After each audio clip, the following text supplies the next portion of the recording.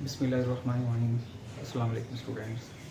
Biology part 1 और chapter number 9 kingdom Plantae को आज हम डिस्कस करेंगे। इसमें सबसे पहले इस चैप्टर को डिस्कस करने से पहले आपको एक डेफिनेशन यहाँ पे समझनी पड़ेगी। Phylogenetic classification. फाइलोजेनेटिक क्लासिफिकेशन है क्या? बेसिकली ये टर्म है फोरशैडो। अब ये है क्या चीज़ है जिसमें हम और किसी भी चीज़ की एक्सप्लेनेशन करते हैं, वजाहत सिंपल अगर देखा जाए। अब एक्सप्लेनेशन करनी किसकी है? Natural relationship among organism and mode of origin.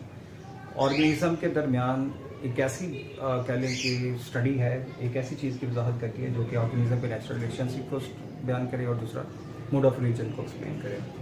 जब ये दोनों टर्म एक्सप्लेन की जाती हैं या उसकी वजाहत की जाती है तो उसको बेसिकली हम क्या नाम देते हैं? फाइलोजेनेटिक क्लासिफिकेशन कहते हैं।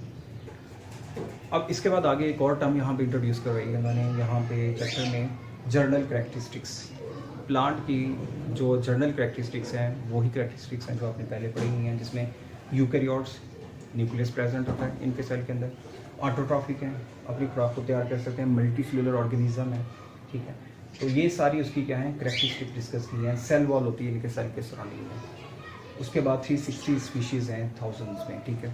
तो ये बेसिकली क्या है इसके जर्नल करैक्टर है। उसके बाद अगर हम नेक्स्ट इसकी देखें तो हमारे पास ब्रायोफाइट्स दो बड़े ग्रुप्स हैं क्लासिफिकेशन में अगर देखा जाए तो। एक सबसे पहले देखें तो हमारे पास है ब्रायोफाइट्स जो कि नॉन वॉस्कुलर प्लांट्स हैं, और एक जो है हमारे पास ट्रैकियोफाइट्स हैं जो कि वॉस्कुलर प्लांट्स हैं।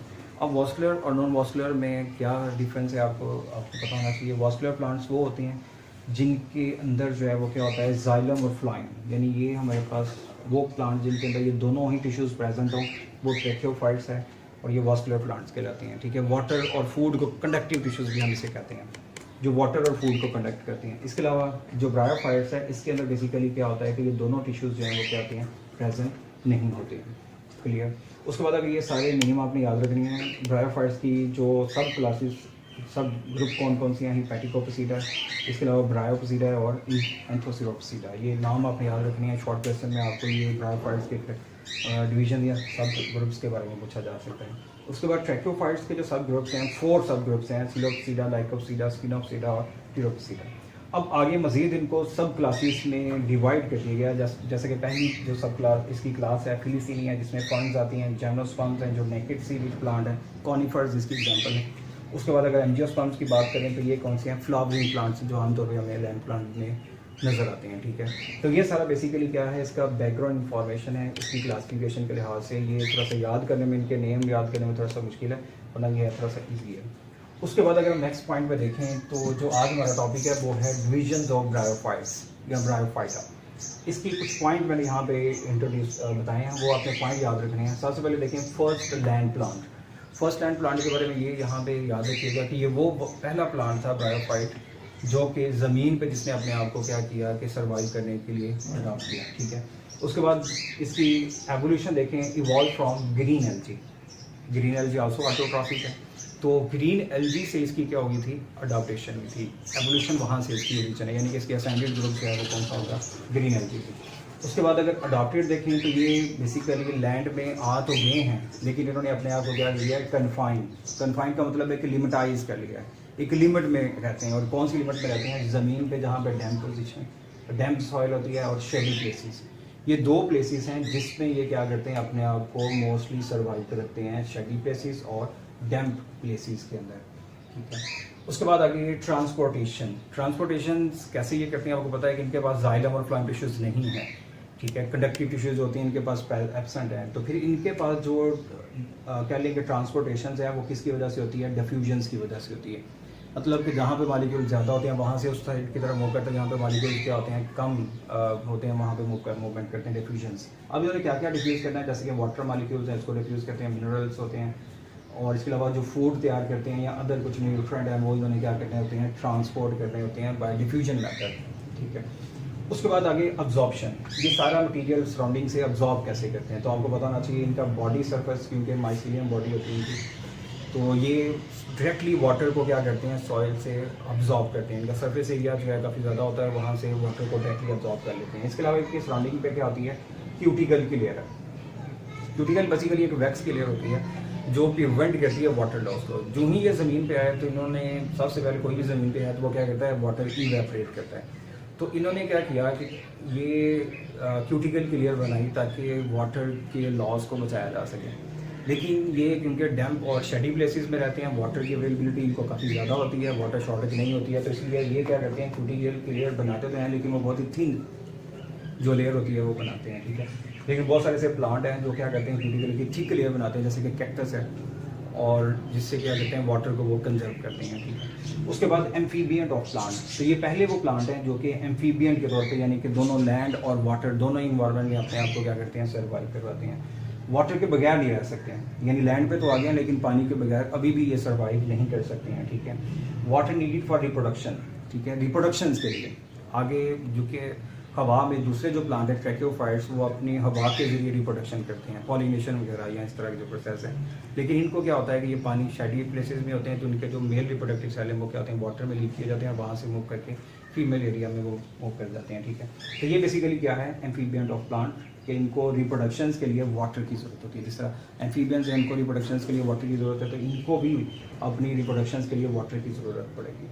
उसके बाद है alternation of generation. Next point जो यहाँ पे है, alternation of generation. Alternation of generation basically क्या होती है, जैसा कि आपको पता है कि दो जनरेशन होती हैं प्लांट्स के अंदर, एक तो गेमेटोफाइट जनरेशन है, दूसरी कौन सी है, स्पोरोफाइट जनरेशन। गेमेटोफाइट जनरेशन जो है क्या होती है कि उसके बाद स्पोरोफाइट जनरेशन आती है, और स्पोरोफाइट के बाद फिर गेमेटोफाइट। अब ये जब जनरेशंस अल्टरनेट होती है, इन पहले गेमेटोफाइट जनरेशन आएगी, फिर स्पोरोफाइट जनरेशन आएगी, और दोनों जनरेशन आपस में अल्टरनेट होंगी, तो फिर जाके क्या होगा, प्लांट की जनरेशन जो है वो क्या होगी, कंप्लीट होगी। अब ये दोनों जनरेशन जो है वो क्या होती हैं, डिफरेंट होती हैं। गेमेटोफाइट जनरेशन इसकी बेसिकली क्या है, प्लांट बॉडी को कहते हैं। स्पोरोफाइट क्या होती है, जिसमें स्पोर बनते हैं, ठीक है। अब ये दोनों जनरेशन डिफरेंट है, इसलिए हम इसको नाम देते हैं हेट्रोमॉर्फिक जनरेशन, ठीक है। कुछ ऐसे प्लांट हैं जिनमें वो दोनों ही जनरेशन सेम, वैसे तो जो अल्टरनेशन ऑफ जनरेशन है ये डिफरेंट ही होती है, इसलिए हम इसको नाम देते हैं हेट्रोमॉर्फिक जनरेशन का नाम देते हैं, ठीक है। उसके बाद अगर हम नेक्स्ट मूव करें इसके लाइफ साइकिल में, जो अल्टरनेशन ऑफ जनरेशन में डिस्कस किया हुआ है, उनमें सबसे पहले भी गेमेटोफाइट। अल्टरनेशन जनरेशन में हमारे पास सबसे पहले है गेमेटोफाइट जनरेशन। अब अगर हम गेमेटोफाइट जनरेशन में देखें तो इसका मतलब क्या है, तीन कैरेक्टर आपने इसमें याद रखने हैं गेमेटोफाइट जनरेशन के अंदर। पहला क्या है, गैमेट प्रोड्यूसिंग जनरेशन। ऐसी जनरेशन जिसमें गैमेट्स प्रोड्यूस किए जाते हैं, वो जनरेशन को हम क्या कहते हैं, गैमेटोफाइट जनरेशन कहते हैं। अब अगर इस टर्म्स को देखें, सबसे पहले देखा जाए गैमेट्स। गैमेट्स बेसिकली क्या है, आपको पता है कि एक रिप्रोडक्टिव सेल होते हैं हम किसी भी ऑर्गेनिज्म के अंदर। फाइट बेसिकली प्लांट्स को कहते हैं, तो प्लांट्स के अंदर जो गैमेट्स प्रोड्यूस होते हैं उसको हम क्या नाम देंगे, गेमेटोफाइट जनरेशन का नाम देंगे। अब इसमें ये बेसिकली क्या होते हैं, हैप्लॉइड्स होते हैं, और दूसरा क्या है, हैप्लॉइड है, और दूसरा ये डोमिनेंट है, ठीक है। हैप्लॉइड है और दूसरा यहाँ पे क्या होंगे, ये डोमिनेंट करेक्टर रखते हैं। डोमिनेंट का मतलब यहाँ पे ये बात याद रखनी है कि ये वाज़िया हमें नज़र आते हैं, ठीक है। उसके बाद आगे कॉन्स्पिक्यूअस, वाज़िया है, यानी कि इनकी जो गेमेटोफाइट है वो प्लांट बॉडी कहलाती है, और वो वाज़िया होती है, हमें वाज़िया तौर पे नज़र आ रही होती है। जैसा कि आपको यहाँ पे ये एक डायग्राम नज़र आ रही है, ये एक तो मैंने प्लांट बॉडी ड्रॉ की है जो कि गेमेटोफाइट है, ये सारे उसमें लीव, स्टेम, राइजोइड्स वगैरह जो हैं वो क्या होते हैं, प्रेजेंट होते हैं। उसके बाद अगर देखा जाए तो इनमें दो तरह के प्लांट्स होते हैं, जैसे कि थैलाइड्स। थैलाइड्स क्या होते हैं कि ऐसे प्लांट्स हैं जिसमें क्या होता है कि उसके स्टेम, लीव और रूट्स के अंदर प्रॉपर्ली डिफ्रेंशिएट नहीं किया जा सकता, मतलब टोटल जो है वो अनेबल टू डिफ्रेंशिएट। लेकिन कुछ ऐसे प्लांट हैं जैसे मॉसिस हैं, इनमें अगर थैलाइड की बात करें तो बहुत सारे प्लांट ऐसे हैं जैसे लीवर बर्ड्स हैं, और कुछ और करेक्टर भी होते हैं, ठीक है, जो कि लीव, स्टेम और रूट्स में प्रॉपर्ली डिफ्रेंशिएट नहीं करते हैं। उसके बाद अगर हम मॉसिस की बात करें, ये दूसरे ग्रुप हैं जो क्या होते हैं, डिफ्रेंशिएटेड होते हैं। लीव लाइक इनके पास स्ट्रक्चर होता है, स्टेम की तरह का स्ट्रक्चर होता है, राइजोइड्स जो कि रूट लाइक स्ट्रक्चर होता है, वो टोटली डिफ्रेंशिएट होता है। तो ये दो ग्रुप्स हैं जो कि यहाँ पे आपको बताना चाहिए। अब जब ये इसकी गेमेटोफाइट बन गई है तो वो क्या करती है, माइटोसिस के जरिए मेल सेक्स आर्गन बनाती है और फीमेल सेक्स आर्गन बनाती है। जैसा कि आपको यहाँ पे एक प्लांट बॉडी ये नज़र आ रही है, दूसरी प्लांट बॉडी जो है वो ये नज़र आ रही है, ठीक है। तो जो मेल सेक्स ऑर्गन है वो एंथीरिडिया कहलाता है, जबकि फीमेल जो है वो क्या कहलाता है, आर्चिडोनियन। ये दोनों जो है वो किसके जरिए पैदा होते हैं, माइटोसिस के ऊपर, जैसे कि ये इसकी प्लांट बॉडी है। अब आपको ये स्ट्रक्चर नज़र आ रहा है, ये बेसिकली मेल सेक्स ऑर्गन जिसको हम एंथीरिडिया कहते हैं, इसके ऊपर काफ़ी ज़्यादा नंबर में क्या होते हैं, मेल रिप्रोडक्टिव सेल लगते हैं, जिसको उन्होंने फर्स्ट कैरेक्टर में डिस्कस किया हुआ है, लार्ज इन नंबर। इन एंथीरिडिया के अंदर जो एंथीरियोस्पोर है, या स्पर्म हो सकते हैं, स्पर्मेटोजॉइड्स हो सकते हैं, एंथीरोजॉइड्स हो सकते हैं, ठीक है। तो ये काफ़ी ज़्यादा नंबर में प्रोड्यूस होते हैं। उसके बाद ये क्या होते हैं, मोटाइल होते हैं, ठीक है। मोटाइल का मतलब एक जगह से दूसरी जगह मूव करते हैं और वाटर के ज़रिए मूव करते हैं। थर्ड पॉइंट में डिस्कस किया हुआ है कि ये जो इसके रिप्रोडक्टिव स्ट्रक्चर हैं वो बेसिकली जो स्पोर है या इसके स्पर्म है या स्पर्मेटोजॉइड्स हैं या एंथ्रोजॉइड्स हैं वो क्या किया जाते हैं, वाटर में रिलीज़ किए जाते हैं, ठीक है। उसके बाद अगर देखा जाए फीमेल स्ट्रक्चर में, फीमेल सेक्स ऑर्गन में उसकी बॉडी में टोटली डिफरेंशिएट है, उसमें काफ़ी ज़्यादा नंबर में प्रोड्यूस हो रहे हैं। तो इसमें ये जिसका रिप्रोडक्टिव पार्ट है इसको हम कहते हैं आर्चिगोनिया, और इसके अंदर सिर्फ एक ही एग जो है वो क्या हो रहा होता है, प्रोड्यूस हो रहा होता है, इसलिए हम इसको कहते हैं लार्ज नंबर में प्रोड्यूस होते हैं, जबकि ये सिंगल प्रोड्यूस हो रहा होता है। दूसरा ये मोटाइल होता है, जबकि ये जो हमें नज़र आ रहा है ये बेसिकली क्या होता है, नॉन मोटाइल है, एक ही जगह पे रहता है, एग जो है वो मूव नहीं करता, ठीक है। उसके बाद remain attach to the gametophyte, या ये इसकी गेमेटोफाइट बॉडी है और ये इसी के साथ क्या होता है, अटैच रहता है। तो ये इसके मेल सेक्स आर्गन है, ये भी आपने याद रखना है इसके करेक्टर को, और दूसरा ये फीमेल सेक्स आर्गन है, इसके लिए आपने याद रखना है, ठीक है। उसके बाद आगे है इसकी फर्टिलाइजेशन। फर्टिलाइजेशन बेसिकली क्या है, फर्टिलाइजेशन में आपको ये दो स्ट्रक्चर नज़र आ रहे हैं, ये बेसिकली क्या है, इसमें ये एंथ्रोजॉइड्स हैं, ठीक है।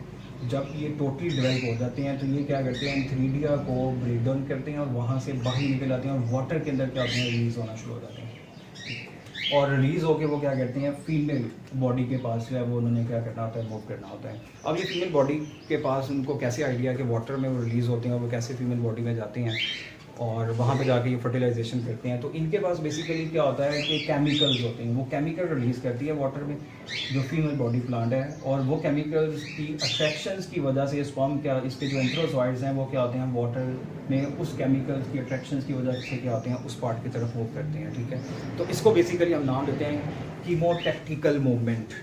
जैसा कि आप देखें कि अगर आप को विंटर में सर्दी लग रही है तो आप क्या करेंगे, सनलाइट की तरफ मूव करेंगे, या आपको रोशनी की ज़रूरत है आप साइंस सूरज की तरफ या सन की तरफ मूव करेंगे, तो ये बेसिकली क्या होगा, फोटोटैक्टिक मूवमेंट कहलाएगा। तो अगर इसी तरह अगर आप ये जो स्पर्म है या एंथ्रोजॉइड्स हैं केमिकल अट्रैक्शंस करते हैं और फीमेल बॉडी के पास आके फर्टिलाइजेशन करते हैं, इसलिए हम इसको कहते हैं कीमोटैक्टिकल मूवमेंट का नाम देते हैं, ठीक है। अब कीमोटैक्टिकल में आगे अगर देखा जाए तो जब ये दोनों न्यूक्लियस आपस में जाके फर्टिलाइज करते हैं तो ये क्या बनता है, ज़ाइगोट बन जाता है। पहले ये हैप्लॉइड होते हैं, फिर ये किसमें कन्वर्ट हो जाते हैं, डिप्लॉइड सेल में कन्वर्ट हो जाते हैं, ठीक है।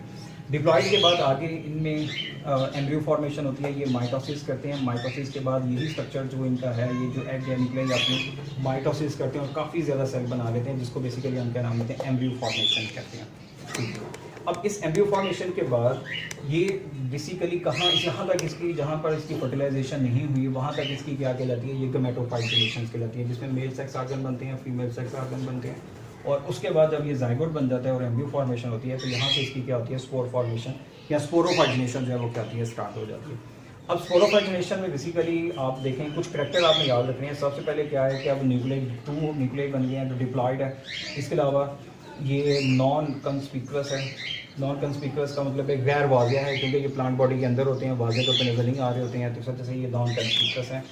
गेमेटोफाइट के ऊपर डेवलप हो रहे होते हैं और ये वहाँ पे उसी के साथ ही अटैच रहते हैं, ठीक है। दूसरा ये है कि इनके पास क्लोरोफिल नहीं है, ये जो एंजिम है इसके पास, इनके सेल के पास क्लोरोफिल नहीं होता। क्लोरोफिल ना होने की वजह से ये क्या करते हैं, अपनी खुराक खुद तैयार नहीं कर सकते, इसलिए इनको क्या करना पड़ता है, डिपेंड होना पड़ता है गेमेटोफाइट बॉडी के ऊपर, क्योंकि वो अपनी फूड तैयार करने की एबिलिटी रखती है, तो वो खुद नहीं कर सकते हैं, तो फिर इनको क्या होता है, वहाँ पे अटैच रह के उसी फूड को यूज़ करके अपने आप को डेवलप करते हैं, ठीक है। तो ये बेसिकली क्या होते हैं, चेंजेस हैं जो कि स्पोरोफाइजिनेशन के अंदर आएंगे। स्पोरोफाइजिनेशन के बाद जब ये माइटोसिस करता है तो अपने अंदर 3 तरह के स्ट्रक्चर बनाता है, जैसा कि आपको यहाँ पे 3 स्ट्रक्चर नजर आ रहे हैं। ये इसकी गेमेटोफाइट बॉडी थी, इसके ऊपर ये इसका रिप्रोडक्टिव पार्ट था फीमेल, उसमें 3 स्ट्रक्चर बनाए हैं। ये बेसिकली क्या है, इसका फुट कहलाता है, और एक लॉन्ग थ्रेड लाइक स्ट्रक्चर है जिसको सीटा कहते हैं, और एक एलोंगेटेड सा कैप्सूल लाइक स्ट्रक्चर है उसको हम कैप्सूल कहते हैं, और उसकी इनर साइड पे बेसिकली आपको एक स्ट्रक्चर आ रहा है जिसको हम स्पोर मदर सेल कहते हैं, ठीक है। अब ये स्पोर मदर सेल क्या करता है कि जब ये बेसिकली स्पोर बन चुका होता है तो फिर इसने क्या करनी है, यहाँ पे मियोसिस करनी है, क्योंकि ये बेसिकली क्या है, 2n है, डिप्लॉइड इसके अंदर निकले ही है, और इस डिप्लॉइड निकले ने क्या करना है कि यहाँ पे मियोसिस करेगा, और मियोसिस करने के बाद इसने क्या करनी है, 4 स्पर्म बनाने हैं, और चारों के सारे स्पर्म क्या होंगे, हैप्लॉइड स्पर्म होंगे, ठीक है।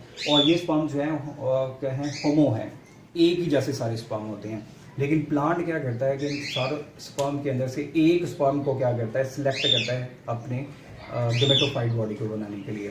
अब आपको पता है कि ये 4 स्पोर इसने बनाए हैं, और चारों के चारों जो हैं सपोज दैट के इक्वल क्वांटिटी के हैं, इक्वल एबिलिटी रखते हैं ग्रो करने की। तो प्लांट कैसे इसको क्या करता है, एक स्पॉर्म को आगे डेवलप करवाता है। तो आपने इसकी एक सिंपल सी एग्जांपल याद रखनी है। सपोज दैट कि आपको अगर थ्री प्रोवाइड की जाएँ जिसमें आपको शुगर है या आप ये कह लें गुड़ है या शहद है, ये 3 चीज़ें आपको दी जाएँ, तो आप सबसे पहले इसमें से किसको सिलेक्ट करेंगे, शहद को सिलेक्ट करेंगे। इसी तरह ये चूँकि सारे इक्वल ही जेनेटिकली हैं, जेनेटिकली इक्वल है और मतलब जेनेटिकली डिफरेंट है, जबकि इसकी अपेरेंटली वो क्या है, सेम है, जेनेटिकली डिफरेंट है। लेकिन प्लांट क्या करेगा, इनमें से सिर्फ एक को सिलेक्ट करेगा जो कि बहुत ही सबसे ज़्यादा क्या होगा, परफेक्ट होगा, ठीक है। और उनमें से सपोज दैट कि अगर ए वाला है, बी है, सी है और डी है, ये 4 टाइप के हैं, तो इनमें अगर चारों ही इक्वल दिखने में नज़र आ रहे हैं लेकिन जेनेटिकली वो डिफरेंट होंगे और उनमें से सिर्फ एक को ही प्लांट क्या करेगा, डेवलप करवाएगा, और वो होगा जो सबसे ज़्यादा परफेक्ट होगा। जो मैंने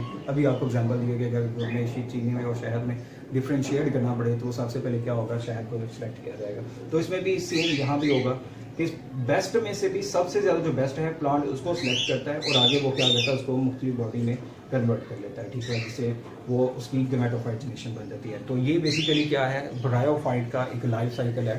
तो सबसे पहले जो टर्म्स हमने डिस्कस किए हैं ये बेसिकली है गैमेटोफाइट, उसके मेल और सेक्स, फीमेल सेक्स ऑर्गन बनते हैं, उसके बाद फर्टिलाइजेशन होती है, फिर एम्ब्रियो फॉर्मेशन होती है, फिर उसकी ये स्पोरोफाइट जनरेशन है जिसमें फ्रूट सीटा और कैप्सूल बनता है। कैप्सूल में स्पोर मदर सेल होते हैं और वही स्पोर मदर सेल मियोसिस करके 4 स्पोर बनाते हैं, उनमें से एक स्पोर जो है वो डेवलप होता है आगे मुकम्मल बॉडी में, और यही क्या करते हैं फिर मेल और फीमेल सेक्स ऑर्गन बना के आगे फर्दर जो है वो क्या करते हैं, अपनी क्लास साइकिल जो है वो कंप्लीट करते हैं। तो ये एक टॉपिक अभी हमने डिस्कस किया है, तो इंशाल्लाह हम इसके बारे में नेक्स्ट मज़ीद डिस्कस करेंगे। आज के लिए सिर्फ फिलहाल इतना ही है। अल्लाह हाफ़िज़।